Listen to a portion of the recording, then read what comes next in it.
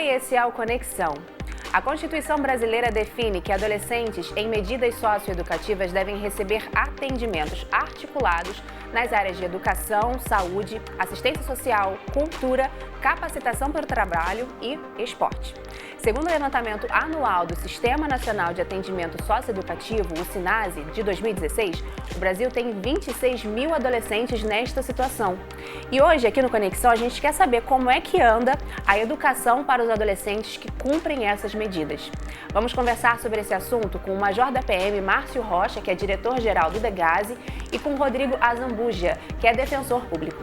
Muito obrigada pela participação de vocês aqui com a gente. Esse assunto eu achei que é muito importante. Aqui no Futura e na Fundação Roberto Marinho, a gente tem falado muito sobre as pessoas que têm sido deixadas para trás na nossa sociedade, né? A gente teve no nosso mês da educação em abril a hashtag nenhum para trás, nenhum sem educação, e a gente está conversando aqui sobre pessoas que não podem ser deixadas para trás, mas que na realidade estão sendo privadas de direitos. E a gente vai conversar hoje sobre essas pessoas que estão nessa situação. E eu acho que é importante, Márcio, a gente começar falando quem são essas pessoas. Qual que é o perfil educacional de uma jovem ou de um jovem que, por exemplo, entra no DEGASE? Para a gente entender, sabe? Então, cara, recentemente o DEGASE fez uma pesquisa para encontrar o perfil desse adolescente. E, em regra, ele tem de 15 a 17 anos, é negro ou pardo, e 80% desse adolescente ele não concluiu o ensino fundamental. Ele está dentro dos primeiros anos do ensino fundamental. E para nós do departamento é realmente um desafio poder atender todos esses jovens, né, de forma que cada um dentro do seu grau de escolaridade, né, se sinta realmente atendido, né, e que haja um aprendizado de acordo com o nível de escolaridade que ele possui. E porque eu acho que é isso também, né? Não é só dizer assim, tem que saber também como que esse menino chega com a leitura dele, com a escrita dele, né? Devem ser níveis muito distintos, né? Muito distintos. E a questão da idade também, né, junto com isso. Então, você conseguir pedagogicamente se tornar o ambiente escolar um ambiente atrativo, né, de forma que contemple todos esses adolescentes com essa diversidade, é realmente um desafio. Uhum. E aí ainda tem uma questão que eu acho que é legal, que muita gente às vezes não sabe, que eu também descobri pesquisando para esse programa.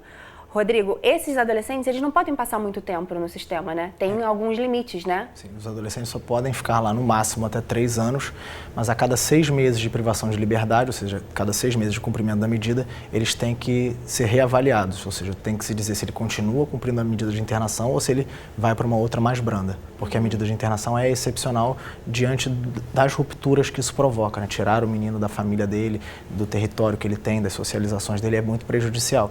Às vezes vai se justificar, mas ela é excepcional. Aí chega uma outra pergunta. Eu queria só acrescentar um outro dado sobre a trajetória, né, o perfil desses adolescentes. Quase cerca de 70% deles está evadido da escola. E nessa pesquisa que o Márcio se referiu, quando eles respondem por que estavam evadidos da escola, 30% diz que é porque foi expulso da escola, 30% diz que porque teve algum problema na escola, ou seja, a escola não tem conseguido ser um espaço atrativo para manter o adolescente lá, o que provoca na gente indagações de como, o Márcio já disse aqui, tornar aquele espaço escolar um espaço atrativo, onde ele perceba na escola uma possibilidade de mudança melhor para o futuro dele. E aí fica uma outra questão, e essa questão da evasão é algo que a gente trata bastante aqui no Conexão. A gente tem várias entradas falando sobre os motivos de evasão e como a gente pode tentar encontrar caminhos para isso. Mas uma coisa que fica na cabeça, que foi até a Roberta, que trabalha na parte pedagógica do DEGASE, eu conversei com ela por telefone, super me ajudou nessa pauta, muito obrigada, Roberta. E aí ela falou assim, você pensa, tipo, em 3 anos, que é o máximo, você tem que resolver uma defasagem de uma vida escolar. É um desafio que eu acho que não dá para cobrar isso do sistema, né? Não nesse momento, eu acho. Verdade. E o tempo médio do jovem, por mais que ele possa ficar até 3 anos, o tempo médio é de 8 a 10 meses. Então, é menos de 1 ano. Então, o desafio ele se torna maior ainda. É conseguir, nesse período, fazer com que o jovem ele realmente absorva algum conhecimento e também que ele se sinta realizado no sentido de que ele concluiu, né? É importante transmitir para o jovem esse sentimento de conclusão, de que ele conquistou algo, né? Porque a vida dele acaba sendo muito dessas rupturas, né? Tanto familiar quanto da evasão escolar em alguns momentos. Então, buscar dentro do sistema socioeducativo esse resgate da autoestima com a conquista. Então, quando a gente consegue encerrar um ciclo escolar, né, mesmo que não seja dentro de um ano completo, mas que a gente consiga, dentro do sistema socioeducativo, agregar algum conhecimento que justifique aquela conclusão de um ano letivo, né, que se assemelha a um ano letivo dentro da realidade dele. Aquilo para nós realmente é muito gratificante e é de relevância para o jovem por conta de todo esse contexto, não só da questão educacional, mas também da autoestima para a formação dele como cidadão. Mas para a gente entender, como é que vocês fazem isso? Então, porque, gente, assim, eu fico olhando, eu acho que é um desafio meio grande, né? Muito grande. Dentro das unidades de internação, existe uma escola da Secretaria de Educação que oferece o ensino regular. Paralelo a isso, o DEGASE fornece, né, algumas ações, tanto da parte profissionalizante, quanto da parte cultural, quanto da parte esportiva, para tentar fazer com que o jovem consiga ter, de forma mais completa possível, essa questão do ensino. Então, a intenção, né, a nossa base, o nosso pensamento é que o jovem ele consiga ter, né, durante um turno, o ensino regular e no contraturno essas ações profissionalizantes e esportivas e culturais. Entendo. Eu queria fazer uma pausa rapidinho para a gente entender o que o Estatuto da Criança e do Adolescente diz sobre as medidas socioeducativas no Brasil. Esse vídeo que a gente vai assistir, esse trechinho, foi produzido pela Advocacia Geral da União. Veja só. Para tratar desses direitos, foi promulgado o Estatuto da Criança e do Adolescente, o ECA. De acordo com essa lei, criança é a pessoa com até 12 anos incompletos e adolescente, a pessoa entre 12 e 18 anos de idade. Nos casos em que a criança ou adolescente se encontra em situação de vulnerabilidade, o ECA prevê a aplicação de medidas de proteção ou socioeducativas. As medidas de proteção são aplicáveis quando os direitos da criança ou do adolescente são violados por ação ou omissão da sociedade ou do Estado, pelos pais ou responsáveis, ou pela própria criança ou adolescente. Essas medidas podem ser aplicadas a qualquer tempo e de forma acumulativa. Elas estão previstas no artigo 101 do ECA, mas nada impede que o juiz aplique outras medidas, desde que mais benéficas para a criança ou para o adolescente. Por outro lado, as medidas socioeducativas são aplicadas exclusivamente para adolescentes que tenham praticado ato infracional, que é a conduta descrita como crime ou contravenção penal. O ECA não permite a aplicação de medidas socioeducativas para crianças. As medidas socioeducativas não são uma pena, possuem natureza pedagógica e buscam assegurar a reintegração do adolescente. Elas estão previstas no artigo 122 do ECA e incluem as medidas de advertência, semiliberdade ou internação, ou até mesmo as medidas de proteção. Por ser um ato que restringe a liberdade do adolescente, o processo que resulta na aplicação de medida socioeducativa deve respeitar os princípios do contraditório e da ampla defesa. Para a aplicação da medida socioeducativa, o juiz deverá levar em consideração a gravidade da infração, as circunstâncias em que o ato ocorreu e também a capacidade de cumprimento da medida pelo adolescente. Aí a gente viu, Rodrigo, o que o ECA diz, né? E eu acho que é importante também a ideia aqui é a gente explicar como é que o negócio funciona mesmo, né? Agora, em maio, eu me lembro que você teve até no Conexão, acho que não sei se foi em maio ou em junho, e a gente falou sobre a decisão de limitar a lotação, né, desses locais onde as crianças e os adolescentes cumprem as medidas socioeducativas. Quando aquela decisão ocorreu, o que motivou o pedido de vocês para rever essa questão? Esses locais estão ficando muito lotados? Eles estavam muito lotados, hoje a gente já vê uma redução do número, a decisão ainda não foi integralmente cumprida, algumas unidades ainda continuam operando com a capacidade muito acima do que ela está, e a gente fez esse pedido justamente para tentar dar esse caráter pedagógico da medida socioeducativa que o Márcio acabou de falar. O que acontece, e essa pesquisa que a gente já se referiu no início, muitos adolescentes, quando não iam para a escola, ao responder, eles diziam um motivo. 30% disse que não tinha vaga e 30% disse que não era retirado do alojamento para ser levado até a escola, por falta de agentes socioeducativos. Ou seja, os meninos estavam internados dentro de um lugar onde eles deviam estar recebendo educação e não conseguem, então, receber isso e reescrever a história como é toda a proposta, né? Existe uma resolução já recuperando um pouco daquilo que você estava falando, do Conselho Nacional de Educação, que diz que essa educação tem que ser em tempo integral, os currículos têm que ser adaptados a essa limitação temporal e essa excepcionalidade, por isso que eles têm uma concentração maior para afastar essa distorção e idade séria que eles têm. E além da educação ser em tempo integral, ela tem que ser como uma estratégia de reinserção social plena, articulada com a reconstrução de projetos de vida e garantia de todos os direitos do adolescente. Ou seja, a escola ali na unidade de internação, ela tem que demonstrar ser atrativa para o adolescente, para que quando ele termine a medida, ele continue na escola fora, né, tendo a garantia então plena dos direitos, como diz essa resolução. Aí a gente então está passando por um momento, né, um momento em que essa medida está sendo posta em prática, então essa questão da lotação vai ser resolvida nos estados onde ela foi aceita, né, acatada. A gente espera que sim. Mas hoje, quando a gente olha para a realidade brasileira, assim, além dessa lotação, que eu acho que devia atrapalhar demais o trabalho, quais são os desafios que esses locais encontram para que esse direito seja posto em prática para esse adolescente que está cumprindo a medida? Assim, falar em nível nacional, eu não teria expertise. Assim, em nível do estado do Rio de Janeiro, a gente precisaria garantir o ensino em tempo integral, que não se garante, precisava garantir acesso a programas de profissionalização e aprendizagem a todos esses adolescentes, precisava fazer com que os vínculos comunitários deles, ou seja, os vínculos com o lugar que eles têm, não sejam cortados a partir do quê? Da regionalização dessas unidades. Aqui no Rio de Janeiro, elas são muito concentradas na capital e na Baixada Fluminense. Então eles têm que sair das cidades deles, isso é um problema. O menino de Friburgo, Santa Maria Madalena, que é uma cidadezinha pequena lá naquela região, vem cumprir medida aqui no Rio. 3, 4, 5 horas de transporte, com uma realidade completamente diferente. O Degase tem tentado se regionalizar, de repente o Márcio pode falar melhor disso. Assim, esses para mim são os grandes desafios do sistema, tornar ele mais humano, mais educativo e menos sancionador. Aí falando um pouco sobre isso, Márcio, essa questão de afastamento, deve pesar bastante o fato dessa pessoa estar afastada tanto das amizades e também do núcleo, assim, que é a referência dele. Às vezes a pessoa pode até não ter uma família do jeito que a gente imagina, mas ela tem alguém que é uma referência. Esse afastamento atrapalha de que forma nessa melhora, né, nessa mudança dessa pessoa? A gente entende que a presença familiar ou de algum representante no dia a dia desse adolescente ela é fundamental. Então, assim, a nossa estrutura, ela proporciona ter uma sala de acolhimento para que esse familiar, quando vem visitar esse adolescente, ele possa se acomodar e esperar o momento da visita para poder manter essa relação, manter esse vínculo. A escola da Secretaria de Educação, que funciona dentro do Degase, também ela executa conselho de classe, reunião com os pais, para também trazer os pais, os familiares para dentro da unidade. E esse vínculo a gente entende que ele não pode se romper.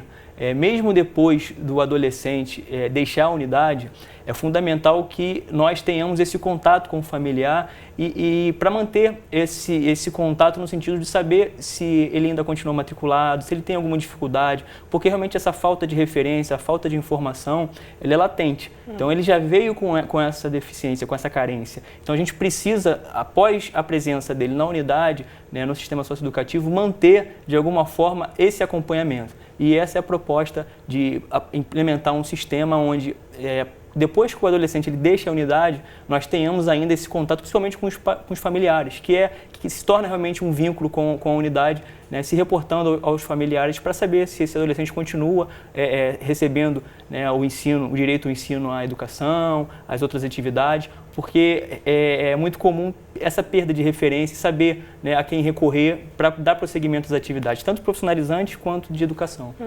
Rodrigo, falando um pouco sobre a questão de como que a sociedade enxerga isso, acho que a gente conseguiu dar um breve panorama, né, dos locais, dos trabalhos, de como que vocês lutam para poder fazer isso acontecer, mas aí a gente vem do outro lado falando também da responsabilidade enquanto sociedade, da forma como a gente enxerga essas pessoas, né?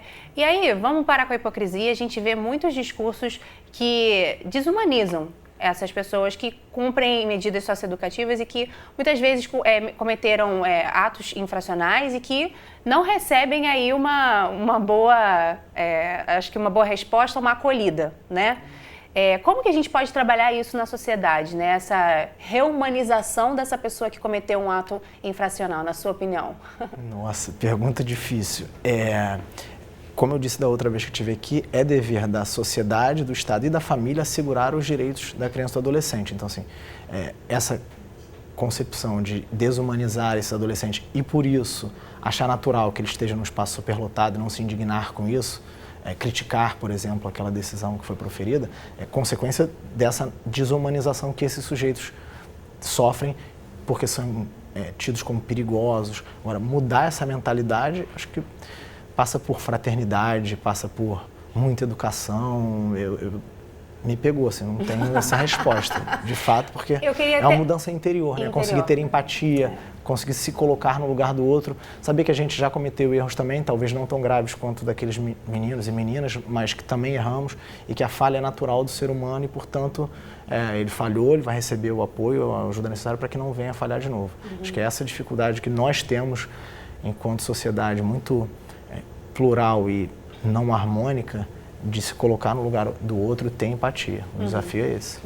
Assim, dentro do campo prático das políticas públicas, uma proposta idealizada pelo secretário de Educação, para ser implementada pelo DEGASE, vai ser, através da lei de aprendizagem, buscar algum tipo de incentivo para que esse empresário que tenha que fazer a utilização do jovem aprendiz em sua empresa, que ele receba algum tipo de benefício. Porque é muito comum, dentro do que você falou, Karen, a questão da desumanização de, na hora de contratar uma pessoa para o mercado de trabalho ou para ser um jovem aprendiz, né, escolher aquele que não tem no seu passado, né, qualquer tipo de passagem, de convívio, né, com alguma medida socioeducativa. Então, a nossa proposta é que, junto com a Secretaria de Desenvolvimento Econômico, buscar algum incentivo para que o empresário, quando for fazer a inscrição, a captação do jovem aprendiz, ele opte pelo jovem que tenha sido um jovem que sofreu em algum momento, passou por uma medida socioeducativa e com isso ele vai ter algum tipo de incentivo. E assim, falando desse ponto, existem muitas pessoas que estão conseguindo fazer essa virada, né? Só de vocês são 280 adolescentes que estão contratados como jovens aprendizes. Então, são pessoas que passaram pelo sistema e aí conseguiram a contratação, é isso? Isso, na verdade, é uma parceria com 2 empresas em que esse jovem ele recebe toda a profissionalização dentro da unidade de internação e ele pratica uma atividade profissional, né, como jovem aprendiz dentro da própria unidade de internação. Então, hoje nós temos 210 jovens nesse modelo e também temos 220 jovens que, através de uma parceria, um programa profissionalizante, eles realizam atividades profissionalizantes, totalizando 430 jovens com essas atividades. Mas a gente quer, desculpa te interromper, mas a gente quer que essa questão profissionalizante se torne realmente uma política pública. Nós estamos firmando uma parceria com a FAETEC para que em todas as unidades de internação, pelo menos um curso profissionalizante, o jovem que esteja internado, ele tenha acesso a essa formação. A gente entende que a educação básica, somada ao curso profissionalizante, agregado às atividades esportivas, culturais e arte, elas são realmente a fórmula mágica para você manter esse jovem com uma ocupação voltada para algo que ele possa buscar no momento de sua saída e que realmente ele se ressocialize e torne realmente um jovem aberto e disposto a construir a vida dele, exatamente, a buscar um mercado de trabalho. Além dessa boa notícia, eu queria mostrar um outro bom exemplo, só que dessa vez vem lá de Brasília. Essa matéria que você vai assistir, um trechinho dela foi produzida pela TV Senado e mostra atividades socioeducativas que são combinadas, como você disse, com cursos de profissionalização. Veja só. Cerca de 230 jovens cumprem medidas socioeducativas nessa unidade de Recanto das Emas. As oficinas funcionam num contexto de projeto profissionalizante. Alguns internos fazem curso de pedreiro oferecido pelo Senai. Existe também uma oficina ocupacional de panificação. Todos são obrigados a estudar. A escolarização formal faz parte da medida socioeducativa. Ele faz o planialtimétrico e ele faz o planimétrico. O instrutor do Senai, Robson Rodrigues, explica como é fácil trabalhar com esses jovens. A gente tem que trabalhar a questão sempre da motivação com eles, mas assim, é super tranquilo. As pessoas têm uma impressão diferente, uma impressão negativa, me perguntam muito, né? E como é que é trabalhar com os alunos e tal? Eu digo que é uma turma normal. Uma turma como qualquer outra, os meninos só estão numa situação diferente, entendeu? Mas o interesse deles às vezes é maior do que um aluno de fora, até porque eles sabem que é a oportunidade que eles têm de colher algo melhor lá fora. A gente trabalha aqui hoje atendendo jovens que têm entre 18 e 21 anos incompletos, né? E na maioria das vezes esses jovens eles se sentem ociosos se eles não têm uma atividade para estar realizando. E nesse plano individual a gente precisa fazer a equipe técnica que acompanha, né? Que aqui na unidade é composta por assistentes sociais, psicólogos e pedagogos. a gente precisa fazer uma sondagem das aptidões, habilidades, interesses e motivações desses jovens. Então, de um modo geral, a gente tem alguma noção. Segundo Poliana, o comportamento e o rendimento dos jovens durante as oficinas é bom. Os jovens, eles têm um contrato, né, de trabalho como jovem aprendiz e fazem um curso de pedreiro de revestimento que é oferecido pelo Senai aqui na unidade. Esse é o curso profissionalizante. Você gosta das oficinas? Gosto, isso aqui já ajuda nós já para pensar diferente quando sai lá fora, já ajuda na ressocialização, já se qualificar.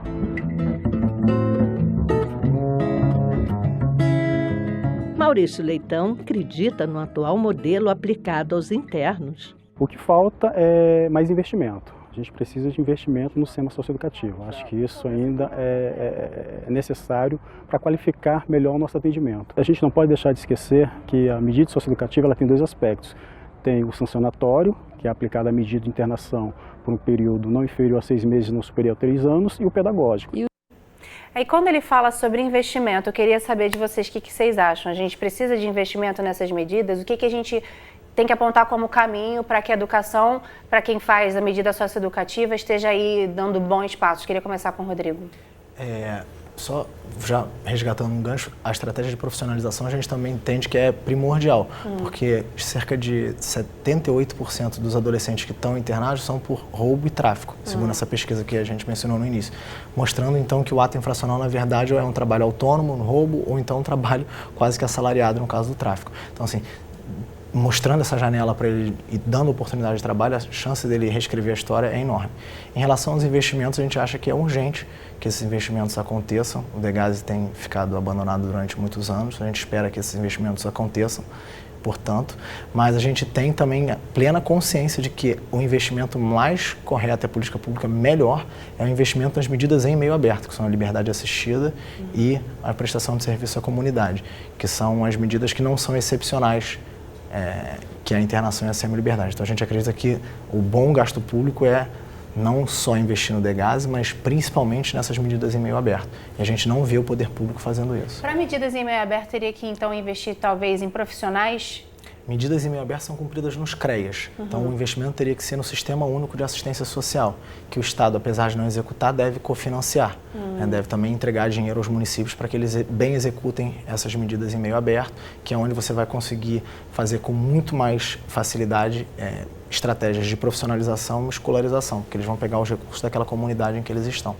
Parece que é até um pouco mais inteligente, né? Sim. Porque uma vez que você não tira a pessoa de lá, você usa ali os recursos que ela tem para tentar ajudá-la a encontrar um caminho. Exatamente. Na sua opinião, esses investimentos passariam por onde? Assim, quais são as necessidades? Hoje, o investimento que a gente tem dentro do Degase para buscar uma melhoria é efetivamente na construção de unidades e melhoria dessas unidades, promovendo uma quantidade maior de vagas, porque por décadas o sistema socioeducativo ficou carente em relação às vagas, e somado a isso, tanto a questão dos profissionais, a capacitação dos profissionais, né, ter um número de profissionais condizente com o número de adolescentes, mas acima de tudo buscar parcerias para que essa relação de ensino fundamental e o curso profissionalizante, né, somado à oportunidade de trabalho, isso efetivamente aconteça. A gente pode fazer o maior investimento possível, mas se esse adolescente ele não conseguir fazer esse link de que aquela formação, de que aquele ensino regular da escola vai elevá-lo à condição de uma inserção no mercado de trabalho, a uma oportunidade de emprego, isso não funciona. Então, parece que é um trabalho muito de autoestima também com essa pessoa, né? Exatamente. A gente precisa fazer investimento, mas mexer com a autoestima, proporcionar atividades em que esse adolescente ele se sinta um vitorioso, ele consiga perceber que ele é capaz e, somado a isso, a oportunidade de emprego.